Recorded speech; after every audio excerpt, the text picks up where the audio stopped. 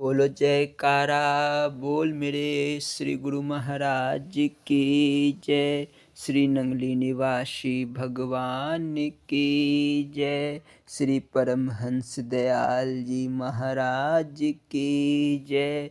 श्री नंगल विहालन भगवान की जय। श्री परम गुरु भगवान की जय। जय सच्चिदानंद जी। श्री सच्चिदानंद प्रकाश अर्थात अद्वैतानंद साहित्य प्रथम पुष्प जीवन चरित्र। इस पाठ को प्रारंभ करने के पूर्व यह दास श्री परमहंस दयाल जी महाराज जी के चरण कमलों में दंडवत प्रणाम करता है। बोलो जयकारा बोल मेरे श्री गुरु महाराज जी की जय। मंगलाचरण। हरिओम। या कुदेन्दु तुषारहार धवला या शुभ्र वस्त्रावृता या वीणा वरदंड मंडित करा या श्वेत पद्मासना या ब्रह्माच्युत शंकरा प्रभृतिभिर्देवैः सदा वंदिता सामान्य पातु सरस्वती भगवती निःशेष जाड्यापहां शुक्लां ब्रह्म विचार सार परमाधवं जगत्व्यापिनीं वीणा पुस्तकधारिणीं भेदां जाङ्घ्यात् करापहां हस्ते स्फटिकमालिकां च दधति पद्मासने संस्थितां वन्दे तां परमेश्वरीं भगवतीं बुद्धिं प्रदां शारदाम्। हरि ओम। गजाननं भो भूतगणादिसेवितं कपितजम्बूफलचारुभक्षणम् उमासुतं शोकविनाशकारिणं नमामि विघ्नेश्वरपादपङ्कजं। वन्दे देवोमापतिं सुरगुरुं वन्दे जगत्कारणं वन्दे पन्नगभूषणं मृगधरं वन्दे पुष्णां पतिं वन्दे सूर्यशशाङ्कबहिर्नयनं वन्दे मुकुन्दप्रियं वन्दे भक्तजनाश्रयं च वरदं वन्दे शिवशङ्करं। गुरु ब्रह्मा गुरु विष्णु गुरुदेवो महेश्वरा गुरु साक्षात् परब्रह्म तस्मै श्री गुरुवे नमः। बोलो जयकारा बोल मेरे श्री गुरु महाराज की जय। श्री सच्चिदानंद प्रकाश अर्थात अद्वैतानंद साहित्य प्रथम पुष्प जीवन चरित्र। बोलो जयकारा बोल मेरे श्री गुरु महाराज की जय। भजन। कृपानाथ अब तो तू मुझको उबारो मैं संसार सागर में डूबा जा रहा हूँ। कृपानाथ अब तो तू मुझको उबारो मैं संसार सागर में डूबा जा रहा हूँ। ये दुनिया के रिश्ते ये नाते भरम के कैसे मैं निकलूं प्रभु इसको तजे के। प्रबल मोह माया में फंसा जा रहा हूँ मैं संसार सागर में डूबा जा रहा हूँ। प्रबल काम में फंस विषय भोगता मैं अज्ञान के तिमिर से घिरा जा रहा मैं। निज कर्म बंधन में बंधा जा रहा हूँ। मैं संसार सागर में डूबा जा रहा हूँ। ऐ सतगुरु जी विनती यही है हमारी, चाहो तो बचा लो, है मर्जी तुम्हारी।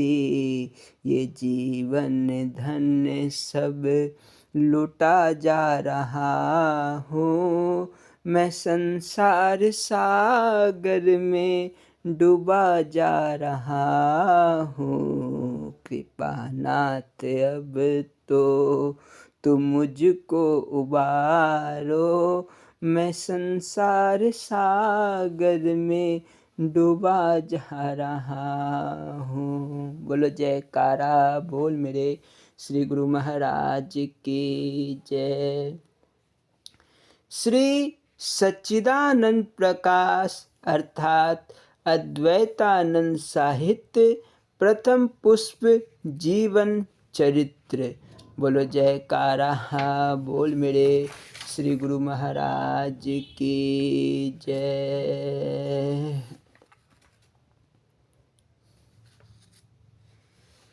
कुछ फकीर सुपात्रता का अनुमान कैसे करते हैं? बोलो जयकारा बोल मेरे श्री गुरु महाराज की जय। एक रोज इरशाद हुआ कि फकीरों के पास आकर लोग अक्सर परमात्मा और ईश्वर और ब्रह्म की बाबत बातचीत करते हैं, और जब उनको तसल्ली बख्श अर्थात संतोषजनक जवाब मिल जाता है तो वे खुश होकर यह समझते हैं कि हमारी तहकीकात अर्थात पूछताछ ब्रह्मा की बाबत दुरुस्त थी, और साथ ही उस फकीर की निस्बत उनका विश्वास हो जाता है कि उसको भी ब्रह्म का पूरा ज्ञान है। मगर वास्तव में यह बात नहीं है। भला ब्रह्म क्यों? ब्रह्म क्या लड़कों का खेल या दलालों की गपशप हुई कि जिसकी निस्बत हर एक को पूरी पूरी ज्ञान हो जावे।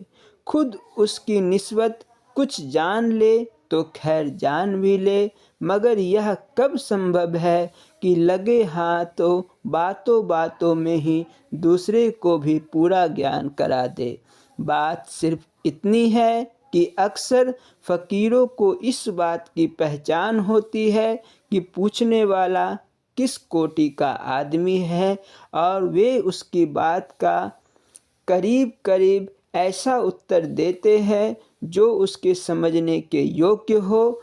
इसी वजह से अक्सर फ़कीरों की बात लोकप्रिय होती है, क्योंकि जिस किसी से वे कुछ कहते हैं वे उसके जर्फ अर्थात अर्थ योग्यता का अंदाज़ा करके कहते हैं। चुनांचे एक दफ़ा जनाब बाबू प्रभु दयाल जी ने हमसे दरियाफ्त किया कि दिल और दिमाग में कौन बड़ा है। हमने उत्तर दिया कि दिमाग। इस पर उन्होंने कुछ ऐसी बातें पेश की जिनसे दिल की बड़ाई साबित होती थी। हमने सोचा कि उन्होंने अपने विचार से कुछ काम ना लिया, इसीलिए हमने कह दिया कि बाबू साहब, राधा और कृष्ण में कौन बड़ा है और कौन छोटा। चूँकि बाबू साहब युगल रूप के उपासक और भक्त थे, यह बात बड़ी अच्छी मालूम हुई, मगर कुछ दिनों के पश्चात जब उन्होंने खुद विचारा तो असलियत मालूम हो गई और सोच लिया कि वह बात दृष्टांत रूप में कह दी थी। मगर कुछ आदमियों को इस मौका पर अविश्वास भी हो जाती है कि फलाना फ़कीर ने हमसे गलत कह दिया था, मगर वास्तव में वह बात सिर्फ दृष्टांत रूप में पूछने वाले की लियाकत का अंदाज़ा करके कही जाती है। अगर उससे ऊंची बात कही जावे तो वह उसको स्वीकार करने को कदापि तैयार ना होगा और सत्संग का उद्देश्य अच्छी तरह पूरा ना होगा। बोलो जयकारा बोल मेरे श्री गुरु महाराज की जय। गया जी में हकीम हाजिक। बोलो जयकारा बोल मेरे श्री गुरु महाराज की जय। एक रोज इरशाद हुआ कि गया जी में एक लाला साहेब बड़े हाजिक हकीम थे। उनको नब्ज नासी में ऐसा अधिकार था कि अपना जवाब नहीं रखते थे। काशी जी के एक मान्यवान ब्राह्मण रोग दर्द सिर में चिरकाल से ग्रस्त थे। उनसे इलाज कराने गए। हकीम जी ने नब्ज देखकर एक पर्चे पर कुछ लिखकर उनको दिया और कहा कि अगर यह बात ठीक है तो मैं आपका इलाज करता हूँ, वरना नहीं। उस पर्चे को पढ़कर ब्राह्मण दंग रह गया और कहने लगा कि यह बात के संबंध में नहीं बल्कि कुछ ईश्वर दत्त बात है। जब आपसे यह राज प्रकट हो गया तो मैं भी अपने कर्मों का स्वीकार करता हूँ। गरज हकीम जी ने इलाज किया और वह रोगी अच्छा हो गया। उन ब्राह्मण साहब ने हमसे आकर कहा कि हकीम जी ने पर्चे में यह लिखा था कि तुमने फलाना बेमौका पर नादुरुस्ती की हालत में औरत से सोहबत की है, अर्थात संभोग की है, उसकी वजह से दर्द सिर हुआ है। वाकई यह बात ठीक थी, यह हरकत मुझसे हुई थी, मगर मुझको उसका ख्याल भी न था कि यह बीमारी उसका नतीजा है। अब स्वयं ही हकीम जी ने यह बात मालूम कर ली। हकीम जी हमसे बहुत प्रेम रखते थे और हर एक रोगी की ऐसी राजदारी करते।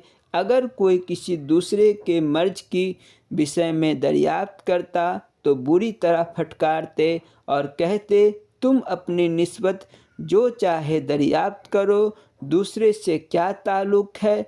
वैद्यक से बढ़कर कमाल यह था कि उस उपचार के मुतालिक किसी से एक पैसा भी ना लेते, मुफ्त इलाज करते, बल्कि अपने पास से भी कुछ दवाएं देते थे। घर पर सिर्फ एक बोरिया बिछा था और अमीर गरीब सब उस पर आकर बैठते थे। उन्होंने अपना हाल इस तरह पर जाहिर किया कि मेरे पिता बड़े अमीर और फ़कीर दोस्त थे। उनके स्वर्गवास के पश्चात एक फ़कीर साहब ने आकर मुझको अरबी पढ़ाई और जब सरह मुल्ला वगैरह बड़ी बड़ी किताबें देख चुका तो रोग निदान सिखलाई। जब इससे निवृत्त हुआ तो फ़कीरी की बाबत भी कुछ बताया और फिर यह वायदा मुझसे लिया कि इस तवाबात के जरिए से मैं किसी से कभी कुछ ना लूँगा। फिर वह फ़कीर साहब तो रवाना हो गए और मैंने यह काम शुरू कर दिया, मगर वह वचन मैंने अब तक नहीं तोड़ा है और किसी से कुछ नहीं लेता हूँ। बोलो जयकारा बोल मेरे श्री गुरु महाराज की जय। श्री स्वरूप लीला संस्मरण एवं श्री स्वरूप दर्शन पाठ सत्संग उपदेश। बोलो जयकारा बोल मेरे श्री गुरु महाराज की जय। इस पाठ को प्रारंभ करने के पूर्व यह दास श्री नंगली निवासी भगवान के चरण कमलों में दंडवत प्रणाम करता है। बोलो जयकारा बोल मेरे श्री गुरु महाराज की जय। ध्यान मूलम गुरुर्मूर्ति पूजा मूलम गुरुपदम मंत्रमूलम गुरुवाक्यम मोक्षमूलम गुरु कृपा। गुरु जी को कीजिए दंड बटा कोटि कोटि प्रणाम। कीट न जाने भृंग को गुरु कर ले आप समान। बोलो जयकारा बोल मेरे श्री गुरु महाराज की जय। भजन। बोलो जयकारा बोल मेरे श्री गुरु महाराज की जय। ऐ प्रेम तूने रंग नहीं क्या क्या दिखा दिए। चुपचाप बैठ दिल को क्या सदमे पहुंचा दिए। ऐ प्रेम तूने रंग नहीं क्या क्या दिखा दिए। चिंता में गुजरे रात दिन प्रीतम की याद में। जो ख्याल थे दिगर दिल से ही मिटा दिए। ऐ प्रेम तूने रंग नहीं क्या क्या दिखा दिए। रो रो के दिन गुजरता है एक इंतजार में। घर बार साक सैने अब मुझसे छुड़ा दिए। ऐ प्रेम तूने रंग नहीं क्या क्या दिखा दिए। दुनिया में एक बाहर तेरा नाम जिसने लिया। दुनिया में एक बाहर तेरा नाम जिसने लिया। फिरते हैं वो दीवाने और पागल बना दिए। ऐ प्रेम तूने रंग नहीं क्या क्या दिखा दिए। रोती थी बन में गोपियाँ कर याद शाम को। रोती थी बन में गोपियाँ कर याद शाम को। इस दास को भी आज वो जादू पिला दिए। इस दास को भी आज वो जादू पिला दिए। ऐ प्रेम तूने रंग नहीं क्या क्या दिखा दिए।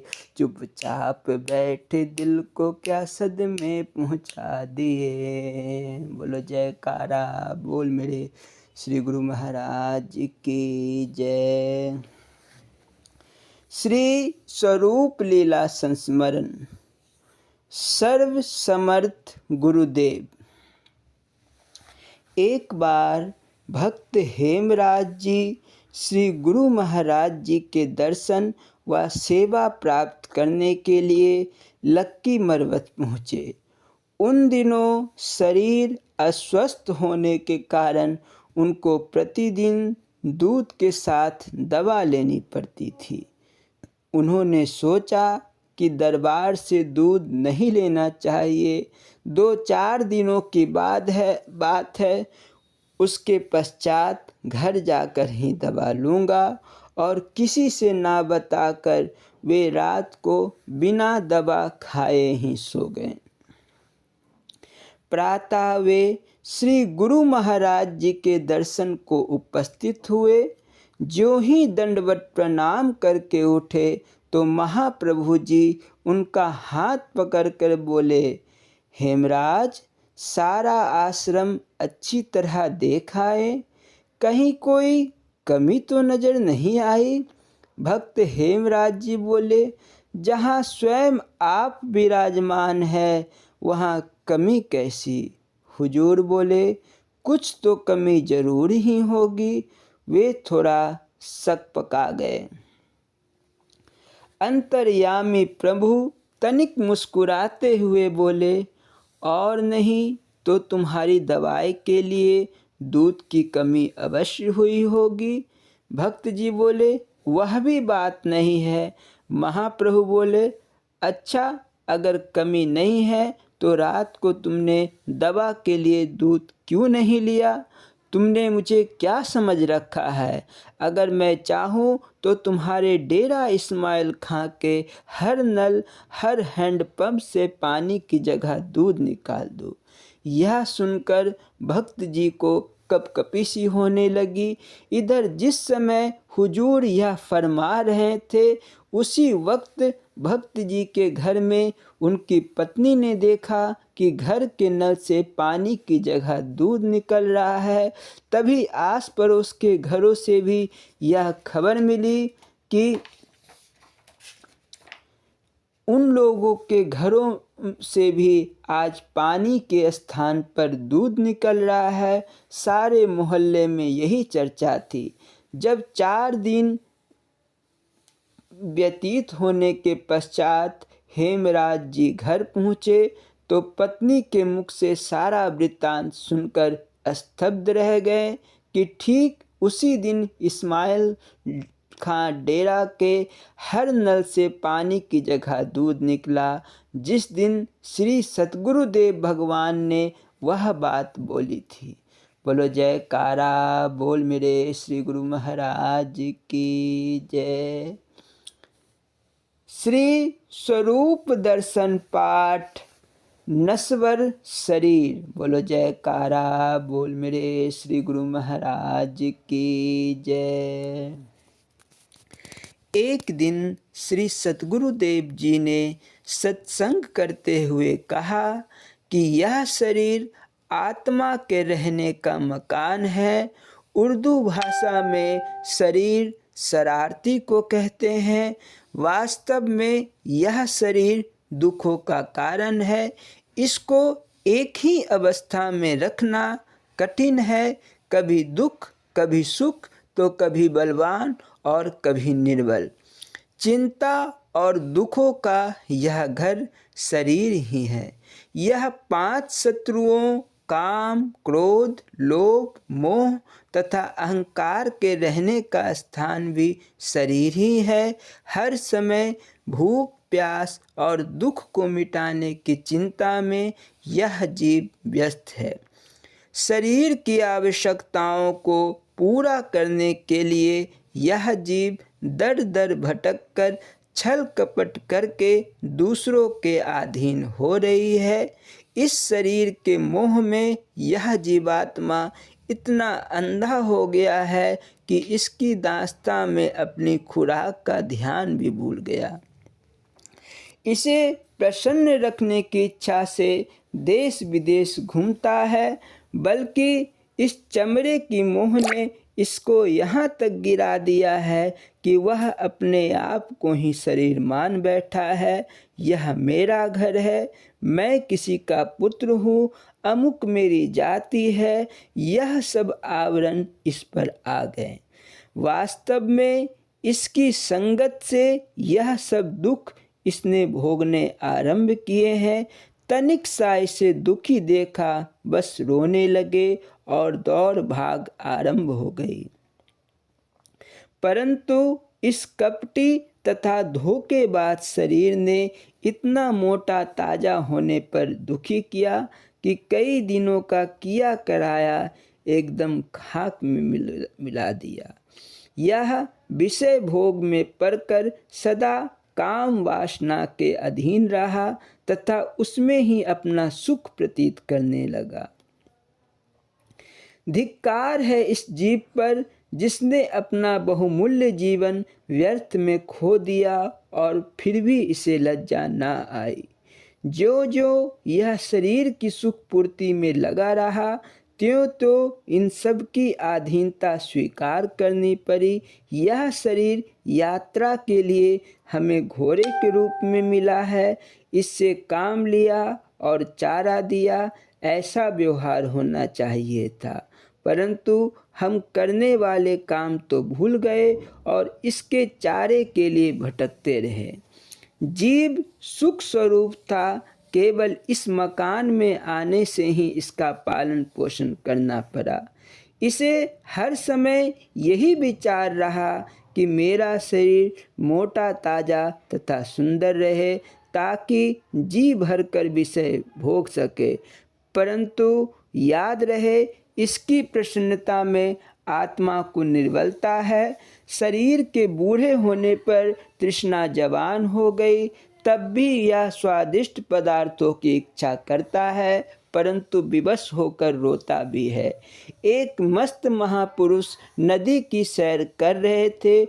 उन्होंने देखा कि नदी के तट पर एक सांप ने मेढक को अपने मुंह में पकड़ रखा है। इधर सांप इसको खाने की प्रयत्न में लगा है, उधर मेढक ने मुंह खोल रखा है कि शायद कोई मच्छर अथवा अन्य जंतु खाने को मिल जाए। इतने में कोई मच्छर आया तो मेढक उसे खाने लगा। यह देखकर महात्मा जी हंसे तथा उन्हें संसारी लोगों की गति याद आ गई।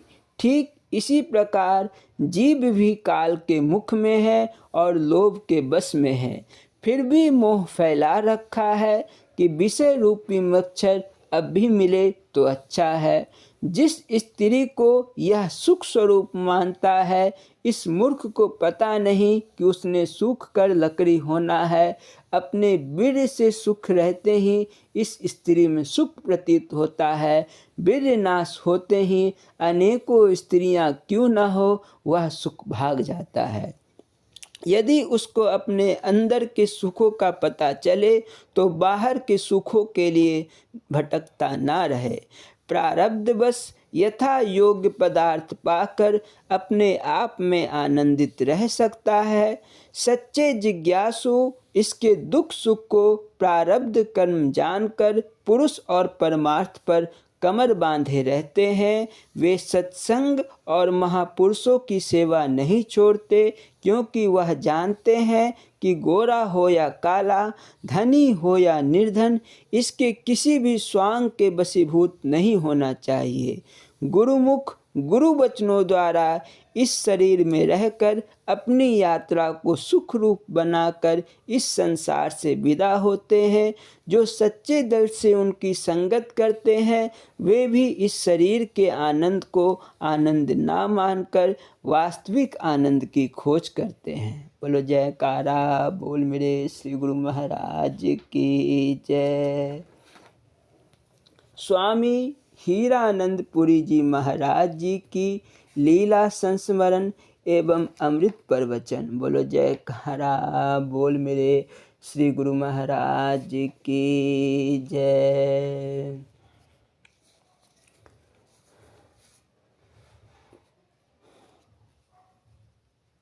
भजन। सोहम शब्द विचारो साधो, सोहम शब्द विचारो रे, माला कर से फिरत नहीं है, जीव न वर्ण उचारो रे।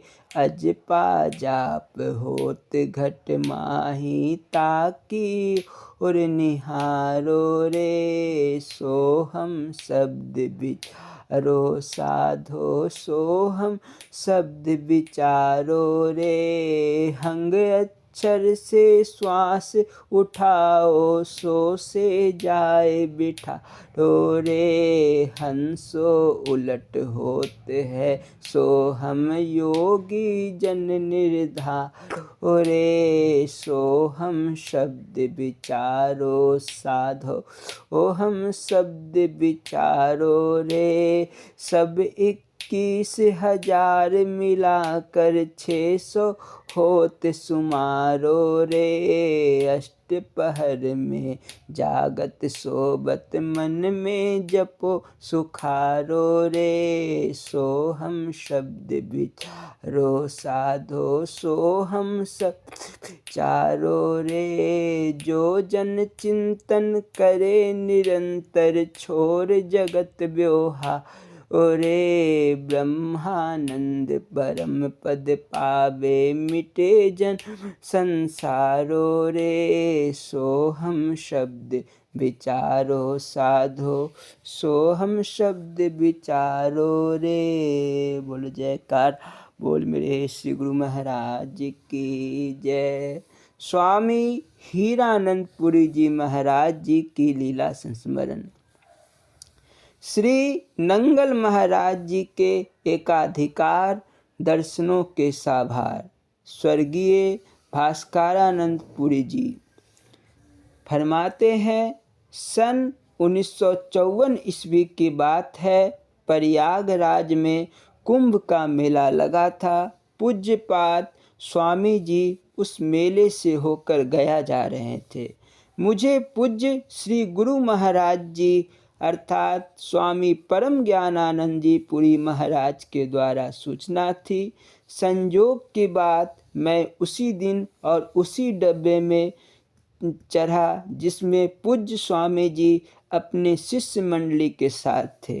शिष्यों के द्वारा जानकारी हुई कि ये नंगल के महाराज जी अनंत श्री स्वामी हीरानंद पुरी जी महाराज हैं।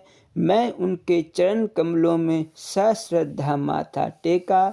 साथ ही अपने छोटे से परिचय में कहा, महाराज जी, मैं भी आपके ही दरबार का एक तुच्छ सेवक हूँ। इतना सुनते ही उन्होंने मेरी तरफ देखा और बोले, तुमने किससे नाम लिया है? तब मैंने उत्तर दिया, बड़े महाराज श्री नंगली निवासी जिसे आशिक मस्ताना कहकर पुकारते थे, उन्हीं के द्वारा। इतना सुनना था कि मुझे पकड़ लिए और बोले, तू बड़ा भाग्यशाली है जो वैसे संत की शरणागति पाई। भगवान की तुझ पर बड़ी कृपा है। संत विशुद्ध मिलाही परितेहि, चित वही राम कृपा करी जेहि। अपने दरबार में तो उनसे बड़ा सेवक कोई नहीं हुआ। वे तो साक्षात हनुमान है। हनुमान करो सेवा उनकी, दिल लगाकर सेवा करो, खूब सेवा करो, खूब सेवा करो। सेवा का फल मेवा होता है जो मिलेगा।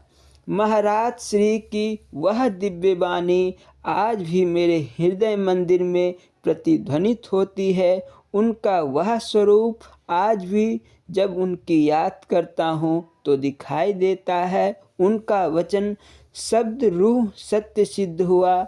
उनके अनुसार तो खूब सेवा नहीं कर सका, पर जो कुछ भी किया उसका कर्म देख रहा हूँ, जो पूज्य श्री के वचन सिद्धि का प्रमाण है। बोलो जयकारा बोल मेरे श्री गुरु महाराज की जय। स्वामी हीरानंद पुरी जी महाराज जी के सत्संग प्रवचन का तीसरा भाग। बोलो जयकारा बोल मेरे श्री गुरु महाराज की जय। यह पाठ प्रारंभ करने के पूर्व यह दास स्वामी हीरानंद पुरी जी महाराज जी के चरण कमलों में दंडवत प्रणाम करता है। बोलो जयकारा बोल मेरे श्री गुरु महाराज की जय। सत्संग वही शिव मंदिर का बड़ा हॉल, भक्तों की अपार भीड़, भजन कीर्तन का पवित्र वातावरण और श्री गुरु महाराज जी मंच पर विराजमान है। भक्ति की अमृत वाणी की धारा बह रही है। श्री प्रभु ने कहा, बोलना जी, हरिओम हरिओम हरिओम। सत्संग का तीसरा भाग। संगत ही गुण उपजे, संगत ही गुण जाए। भले पुरुषों की संगत से गुण उपजता है और बुरे पुरुषों की संगत से गुण चला जाता है। तुलसीदास जी ने कहा है, बकहु मराला। बक नाम है बगुले का और मराला कहते हैं हंस को। बगुला दिखावे में कुछ और किंतु अंदर से कुछ और है। उसी प्रकार बगुले रूपी मनुष्य लंबे मत्थे टेकते हैं, लंबे तिलक लगाते हैं, परंतु भीतर मन में पाप रखते हैं। मंदिर, तीर्थ, गुरु गृह में बैठकर आधी मुंदी हुई आँख से पर स्त्रियों को ताकते हैं।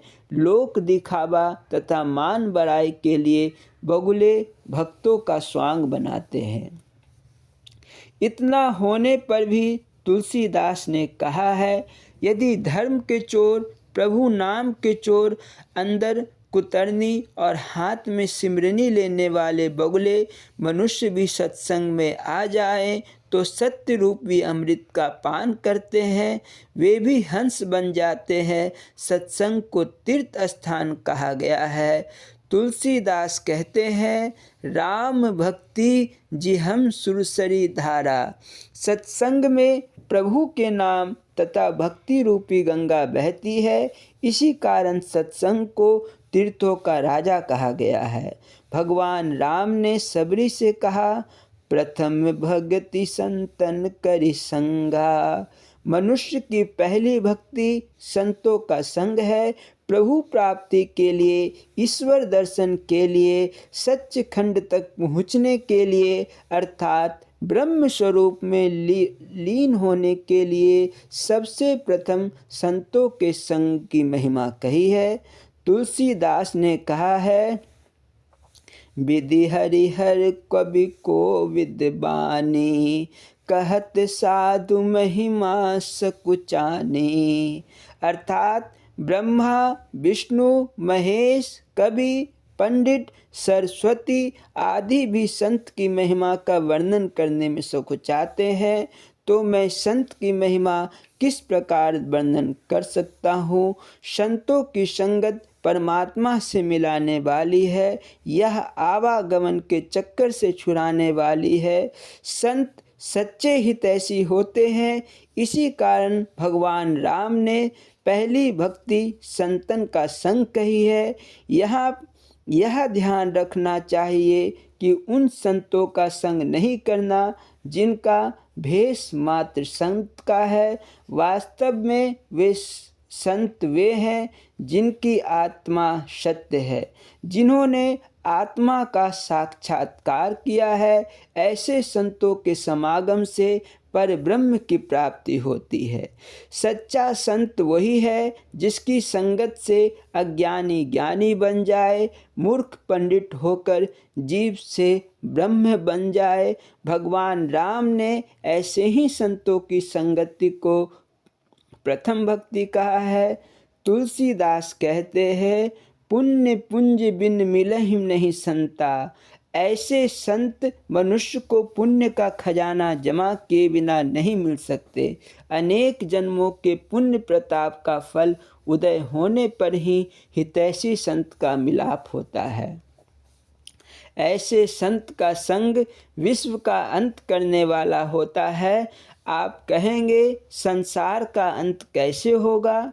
सज्जनों, जब एक जीव देह छोड़कर ज्योति स्वरूप में लीन हो जाता है, तभी जन्म मरण से रहित होकर वह ब्रह्म बन जाता है।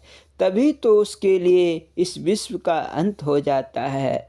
किंतु कहा है, संत समागम हरि कथा, तुलसी दुर्लभ दोए। महापुरुष संत महात्माओं तथा सद्गुरु का मिलाप और ब्रह्म परमात्मा की कथा, ये दोनों चीज़ें दुर्लभ है। संत समागम तो पशुओं को भी हो जाता है। यदि कोई महापुरुष किसी के घर भोजन करने जाए तो उस घर के कुत्ते को भी उनका दर्शन हो जाता है।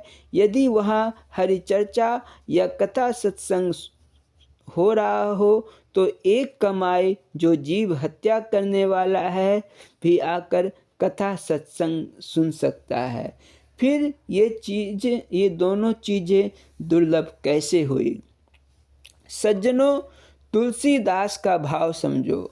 तुलसीदास कहते हैं, एक तो सत्य उपदेश और दूसरा सच्चे हृदय से उपदेश का श्रवण करने वाला, यही दोनों वस्तुएं अति दुर्लभ है।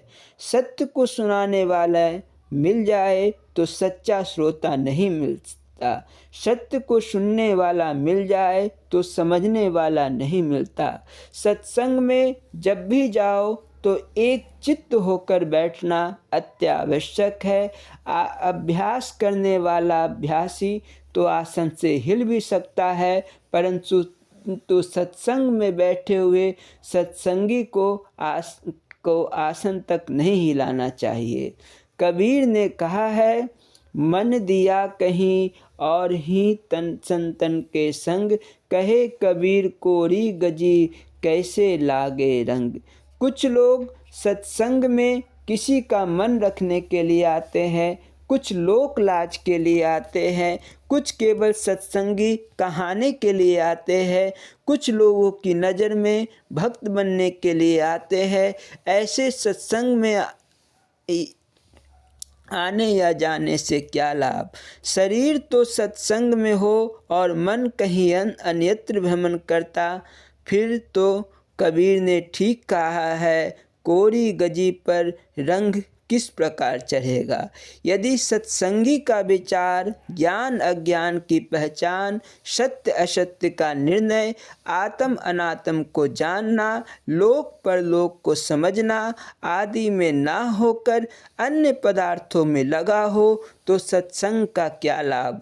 सत्संग में आकर यह न जाना कि शब्द रूप कहाँ है, 10वां द्वार कहाँ है, भंवर गुफा कहाँ है, कहाँ से कहाँ गिरना है और कहाँ से कहाँ चढ़ना है, किस प्रकार मन को स्थिर करना है, दृढ़ता किस प्रकार की होनी चाहिए, इन बातों के बारे में ना जाना तो सत्संग में आना या जाना व्यर्थ ही होगा। सत्संग में आने का रंच मात्र भी लाभ नहीं होगा। माताओं और बहनों, सत्संग में 3 चीज़ों का होना आवश्यक है। पहला, मन की दृढ़ता, दूसरा सत्संग में श्रद्धा और तीसरा ब्रह्म से प्रेम। विश्वासहीन अज्ञानी यदि किसी के कहे कहाए सत्संग में चला भी जाए तो ज्ञान उपदेश रूपी खीर को खाते ही उल्टी कर देता है। सत्संग की महिमा को जानो। समय बीत जाने पर हाथ मलने से कुछ नहीं बनता। मनुष्य की स्थिति फटे हुए दुग्ध जैसी होती है। फटे हुए दुग्ध से घी का निकलना अथवा दही का जमाना असंभव है। वाल्मीकि नारद घट जोनी, निज मुखनी कहीं निज होनी। वाल्मीकि और नारद जैसों ने अपने मुख से अपने जन्म का वृतांत की वर्णन किया है। उनके उदाहरण से समझने का प्रयास कीजिए कि वे सत्संग की प्राप्ति तथा संतों के समागम से क्या बन गए। देखा जाए तो प्रभु कृपा के बिना संत भी नहीं मिलते। उल्टा नाम जपा जग जाना, वाल्मीकि भय ब्रह्म समाना। आप जानते हैं कि वाल्मीकि एक बटमार डाकू लुटेरा था। मार्ग से गुजरने वाले तपस्वियों को भी लूट लेता था, उनकी हत्या कर देता था। किंतु नारद के क्षण मात्र के सत्संग ने उसे डाकू से ब्रह्म बना दिया। इसी प्रकार भक्त तुलसीदास का नाम जगत में प्रख्यात हुआ। तुलसीदास राम रूप ही माने जाते हैं। तुलसी की इस महान प्रसिद्धि के पीछे उनकी अपनी पत्नी के क्षण मात्र का सत्संग ही है। क्षण मात्र में उसने तुलसीदास को सत्य का ज्ञान करा दिया और वे इस महान पदवी को प्राप्त हुआ।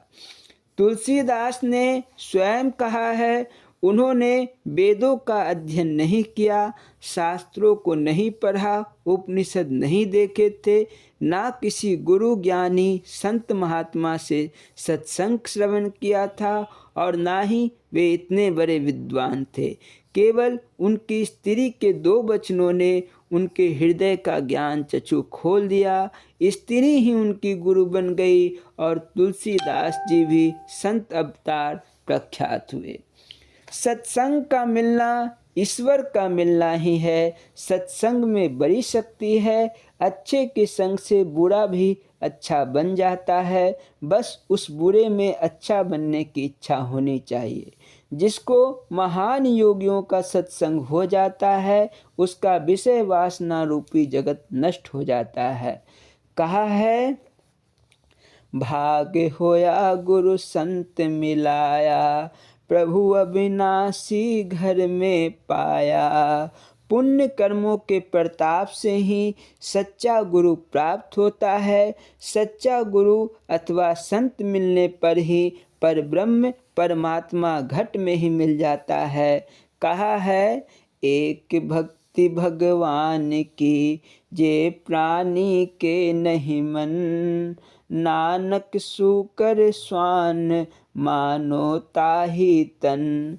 अर्थात जिस मनुष्य में भगवत भक्ति नहीं है उसका शरीर सूअर और कुत्ते के समान है।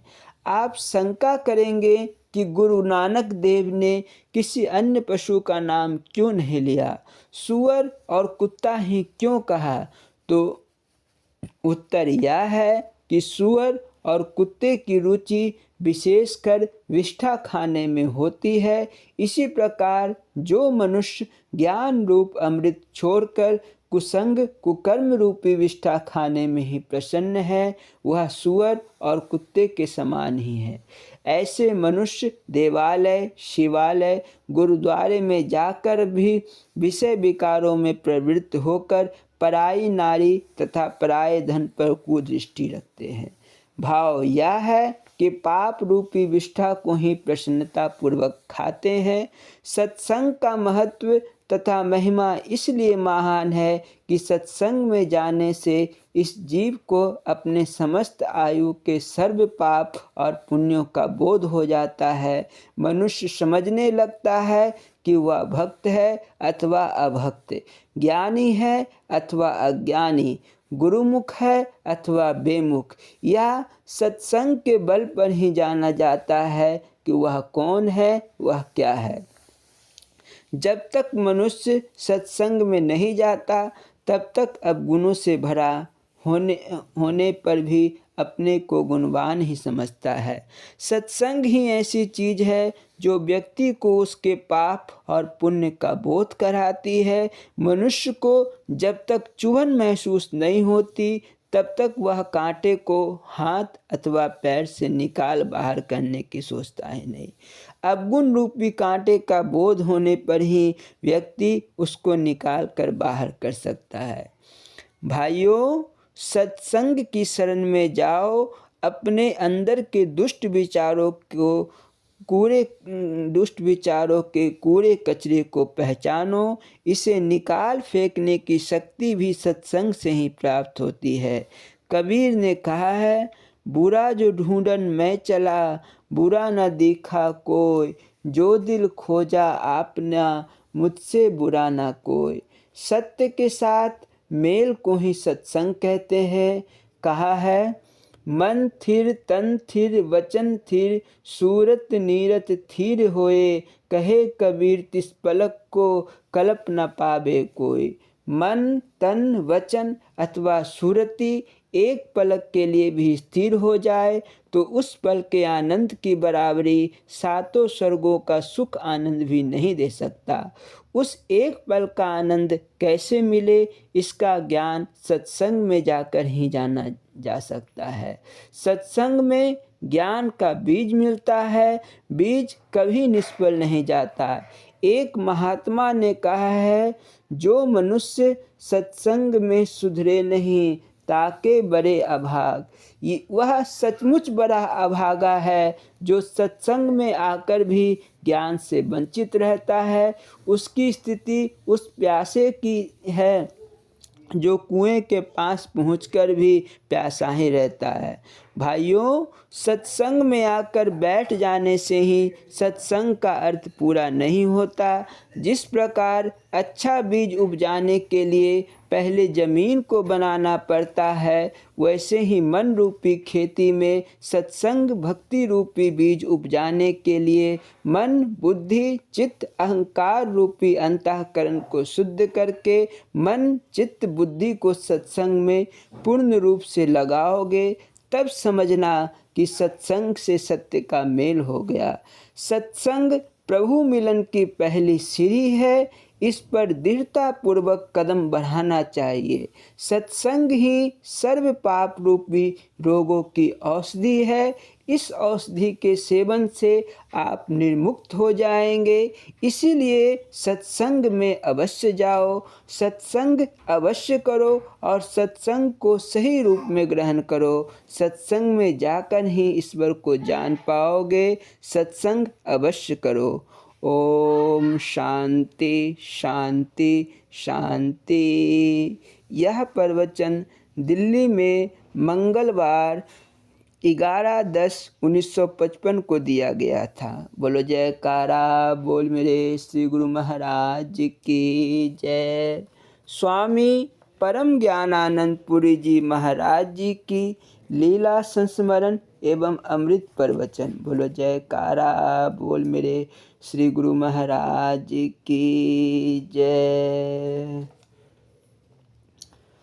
बोलो जयकारा बोल मेरे श्री गुरु महाराज की जय।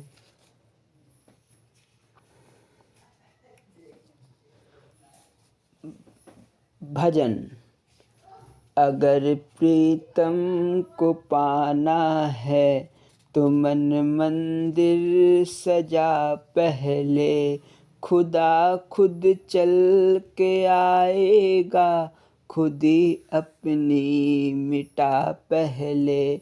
बहुत सिजदे किए तूने, बहुत की बंदगी तूने, मगर बंद हो मालिक के, किया नफरत सदा तूने। तू अपने आप को प्यारे नेक बंधा बना पहले। धन्य और भिल्ली की ना कोई जात थी ऊंची, मगर प्रभु प्रेम पाने की लगन उनमें रही सच्ची। अगर उसको बुलाना है लगन सच्ची लगा पहले। विषय की वासनाओं में समूची जिंदगी खोई, कमी तेरे बुलाने में नहीं प्रभु में कमी कोई। खुदा मिलता है पल भर में तो उसका बिल बनो पहले। अगर प्रीतम को पाना है तो मन मंदिर सजा पहले। बोलो जयकारा बोल मेरे श्री गुरु महाराज की जय। स्वामी केशवानंद पुरी जी महाराज श्री गुरु महाराज जी की दिव्य लीला संस्मरण का वर्णन करते हैं। सन 1965 की बात है। हिमाचल प्रदेश में एक संझौली ग्राम है जो शिमला की उपबस्ती है। इस ग्राम में राम प्रकाश भाटिया नाम का एक नवयुवक था। उसकी पत्नी श्री महाराज जी की बहुत भक्त थी। एक बार श्री महाराज जी का प्रोग्राम उस गांव में बना तो उसकी पत्नी महाराज जी के पास आकर बिलख बिलख कर रोने लगी और बोली, महाराज जी हमारे पतिदेव बहुत अधिक शराब पीते हैं, आप कोई ऐसा आशीर्वाद दे दीजिए कि शराब पीना छोड़ दे। महाराज जी बोले, बेटी किसी के आशीर्वाद देने से किसी का कुकर्म नहीं दूर होता। एक बात है, अगर तू चाहेगी तो वह शराब पीना छोड़ सकता है। तू अगर दिन रात मन लगाकर अपने गुरु महाराज के नाम का जप किया कर तो कोई भी तुम्हारे हाथ की रोटी खाएगा वह शुद्ध पवित्र हो जाएगा। उसने ठीक वैसा ही करना शुरू किया। अपने पति के ऊपर टीका टिप्पणी करना छोड़कर मन लगाकर नाम जप करने लगी और उनकी सेवा करने लगी। कुछ दिन के पश्चात वह स्वयं ही शराब पीना छोड़ दिया। बाद में उसे नाम दिलवाने के लिए वह नंगल विहालन में महाराज जी के पास ले गई। महाराज जी उसे देखकर मुस्कुराए और फिर उपदेश समझाए। बोलो जयकारा बोल मेरे श्री गुरु महाराज की जय। स्वामी परम ज्ञानानंद पुरी जी महाराज के अमृत प्रवचन सत्य सिद्ध नहीं कृपा सिद्ध है, जो गरबा पलामू बिहार में दिनांक 16/3/1975 को दिया गया था। उसका दूसरा भाग। बोलो जयकारा बोल मेरे श्री गुरु महाराज की जय।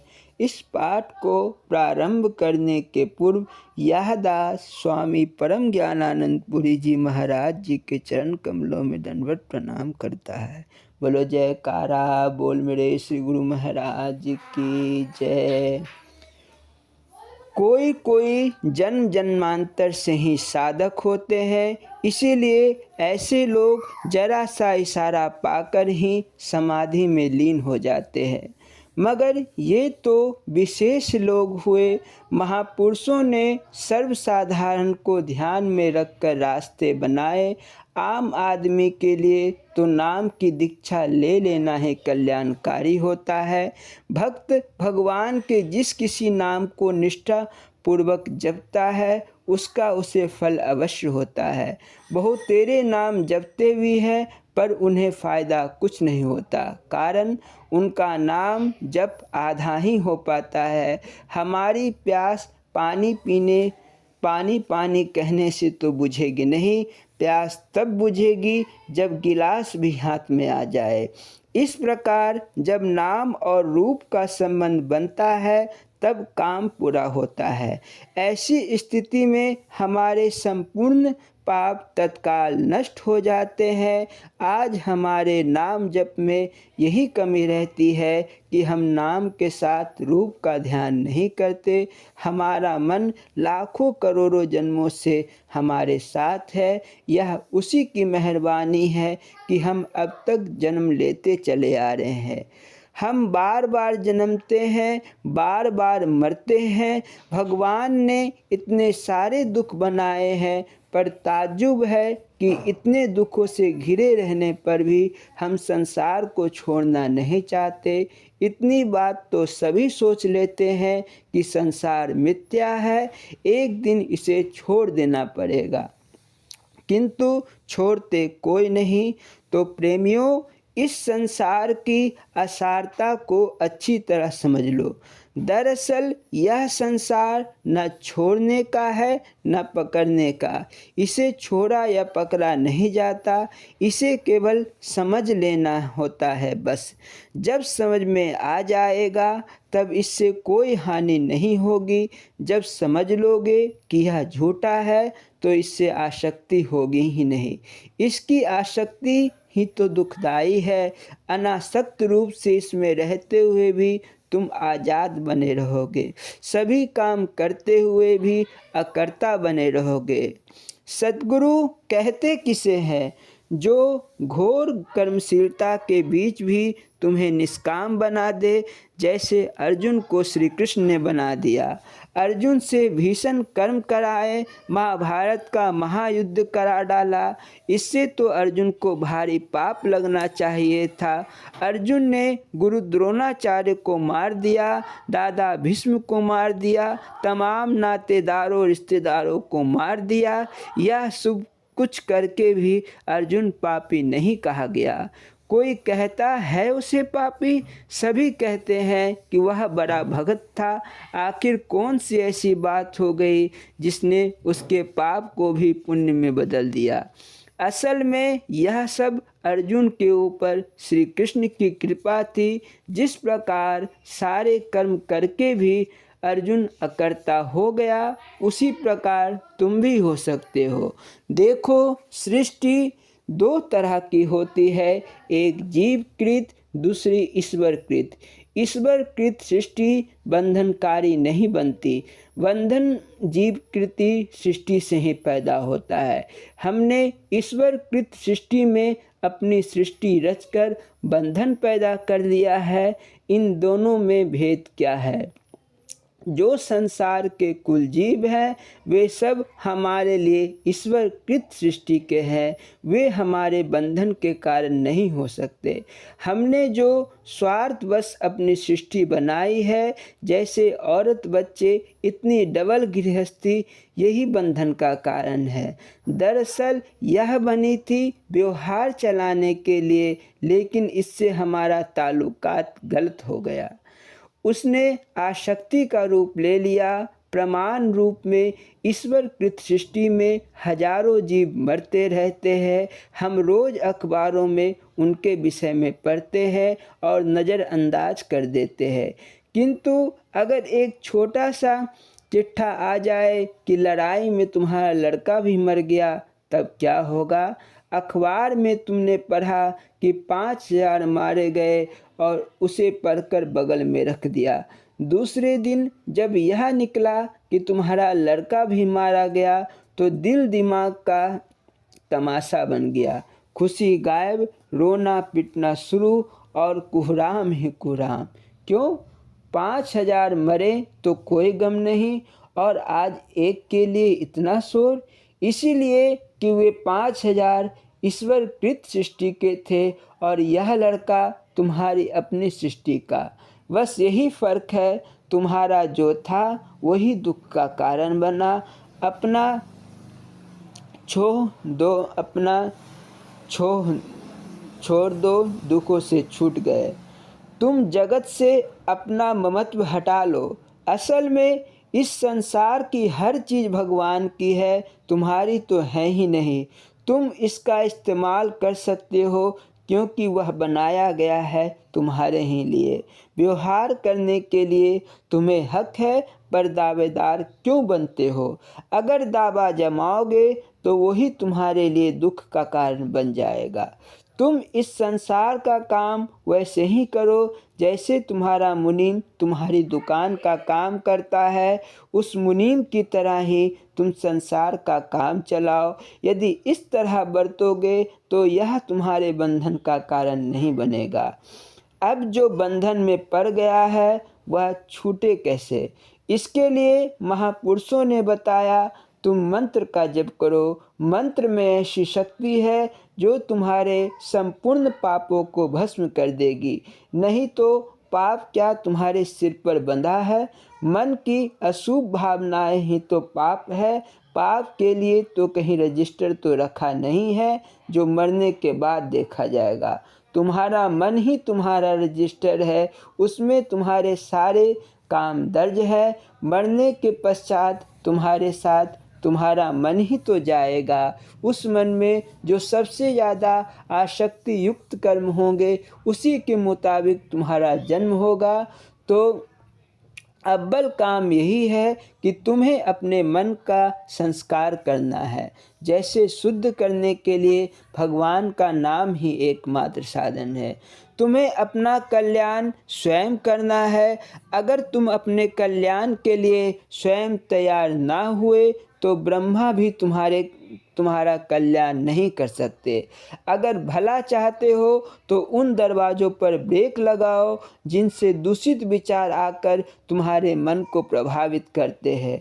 वैसी सोसाइटी छोड़ो जिसमें जाने से तुम्हारे मन पर मलिन संस्कार पड़ते हैं।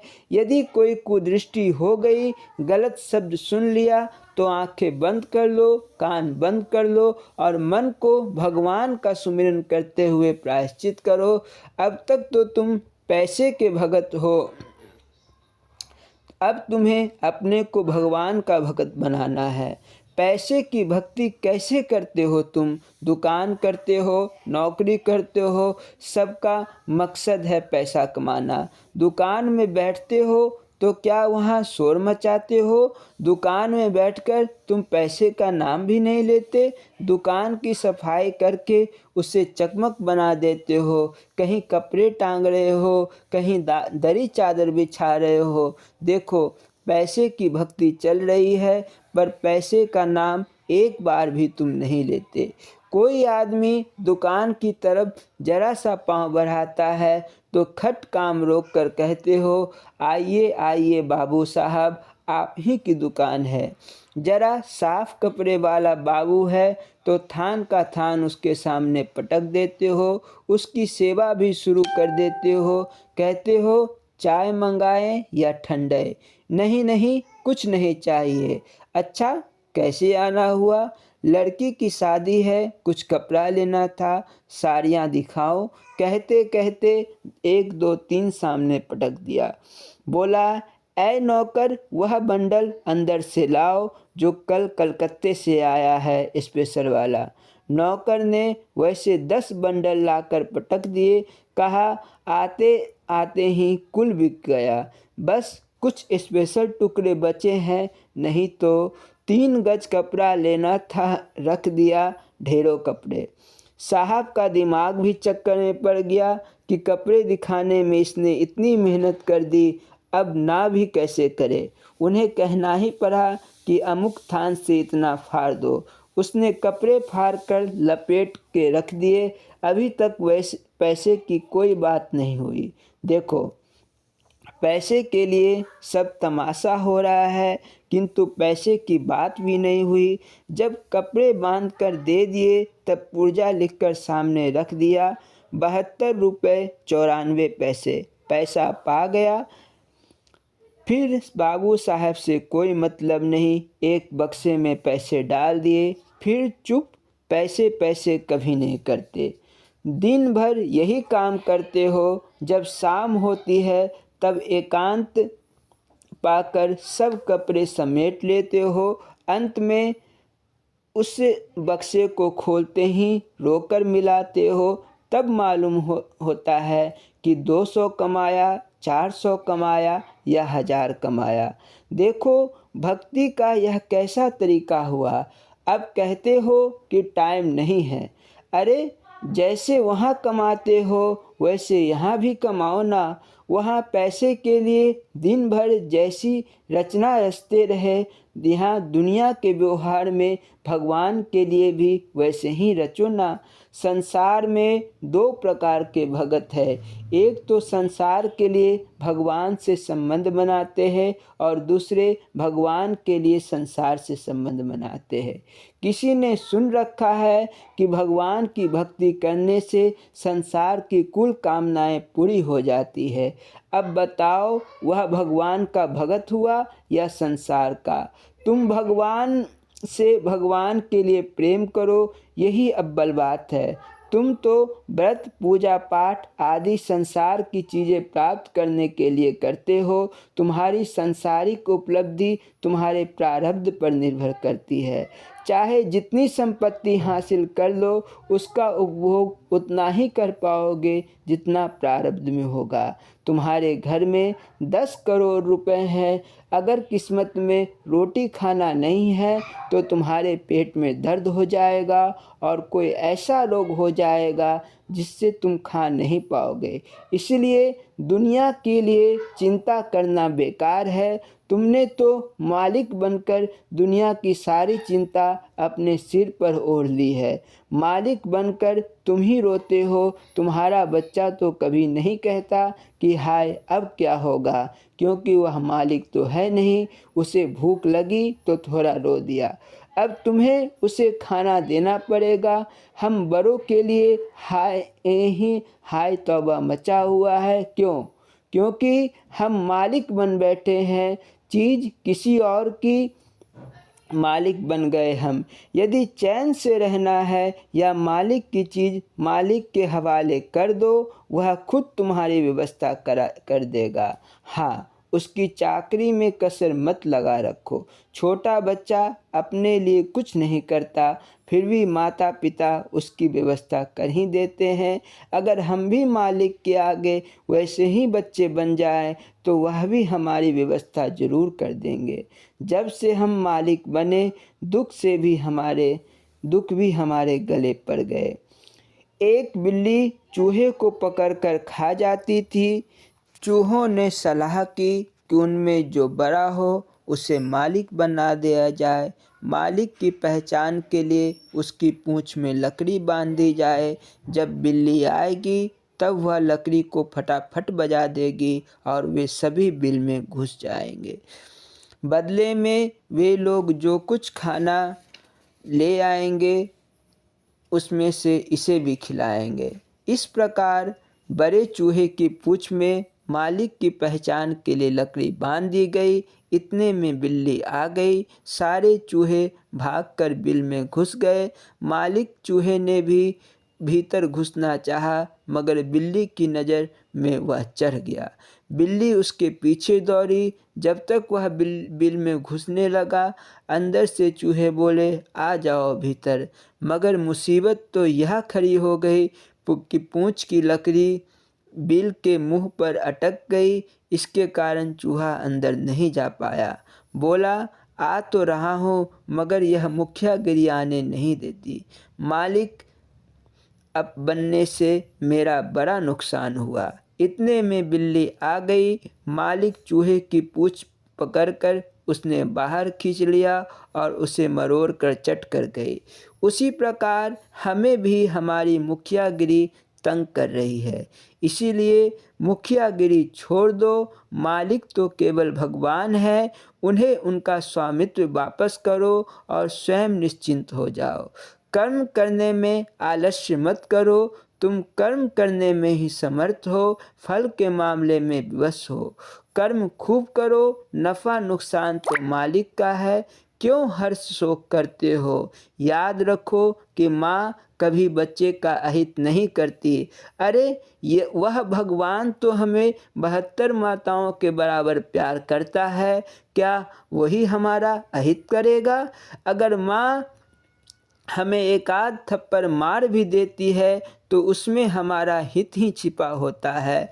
बच्चे के शरीर में गंदगी लगी रहती है तो वह निष्ठुर होकर उसे टब के पानी में रख देती है, बच्चे को मल मल कर साफ करती है और इस बीच वह बच्चा चिल्लाता रहता है, बच्चे के रोने चिल्लाने की परवाह नहीं करती। उसी प्रकार भगवान जानते हैं कि तुम्हारे किस बुरे कर्म का कौन सा फल है। तुम्हारे पाप का तो वे भस्म करेंगे ही। तुम उस वक्त भी उनका शुक्र मानो, उन्हें धन्यवाद दो। सुख में तो सभी कहते हैं भगवान की बड़ी कृपा है, भक्त तो वह है जो दुख के वक्त भी कहता है भगवान की बड़ी कृपा है। फर्ज करो तुम्हारी दुकान में जो नौकर है वह महीना लगने के पहले ही पैसे मांगकर तुम्हारी नाक में दम कर देता है, काम करने में भी आलसी है। एक दूसरा नौकर है जो पूरे दिल से काम करता है और पैसे मांगने का नाम नहीं लेता। बताओ तुम किस पर ज़्यादा खुश रहोगे। दूसरे नौकर के तुम एहसानमंद भी रहोगे और उसे पैसे भी अधिक दोगे। इसी तरह जो भगवान के सामने काम करते हुए भी कोई इच्छा नहीं रखता उस पर वे सबसे अधिक मेहरबान रहते हैं। तुम तो पहले ही भगवान से लड़का मांग बैठे हो, धन देने को कहते हो, अगर धन ना दिया तो पूजा बंद। भगवान बच्चे नहीं है, वे तुमसे बहुत अधिक चालाक है। तुम दुनिया में तो दाव लगाते ही रहते हो, अब भगवान पर भी दाव, वहाँ तुम्हारा दाव नहीं चलेगा। ठगी छोड़कर निश्चल भाव से प्रभु की शरण में जाओ, वे जरूर तुम्हें प्यार देंगे। पुराने लोगों में रस्म है कि जब कोई आदमी तीर्थ व्रत करने जाने लगता है तो वे कहते हैं गुरुमुख हो जाओ। गुरुमुख क्यों हो जाए, इसमें बड़ा राज है। अगर किसी चींटी को काबा जाने की इच्छा हो तो क्या वह अपने पैरों से वहां जा सकती है, यह उसके बस का है। रास्ते में सैकड़ों दरियाएं पार करनी होगी, उसके बाद समुद्र आएगा। अतः चींटी को काबा पहुंचने के लिए किसी को आधार बनाना होगा। अगर वह किसी ऊंचे उड़ान भरने वाली चिड़ियों के पैरों से चिपक जाए तो वह उड़ान भरकर उसे काबे तक ले जाए, तब कहीं जाकर उसका पहुंचना संभव हो। वह परवाज चिड़िया है गुरु।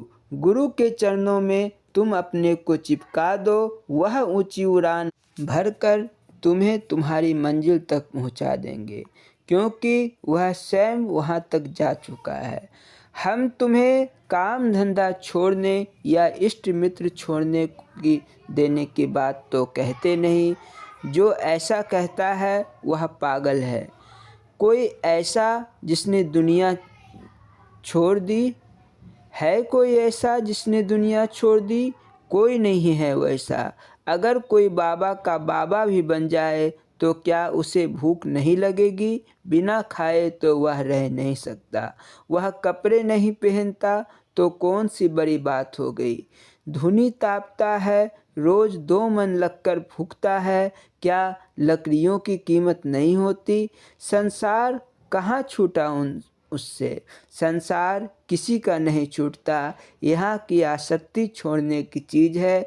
तुम अगर किसी की भलाई नहीं कर सकते तो बुराई का ख्याल भी छोड़ दो। जय गुरु आशीर्वाद। बोलो जयकारा बोल मेरे श्री गुरु महाराज की जय। श्री नंगली निवासी भगवान की जय। श्री परमहंस दयाल जी महाराज की जय। श्री नंगल विहारन भगवान की जय। श्री परम गुरु भगवान की जय। जय सच्चिदानंद जी।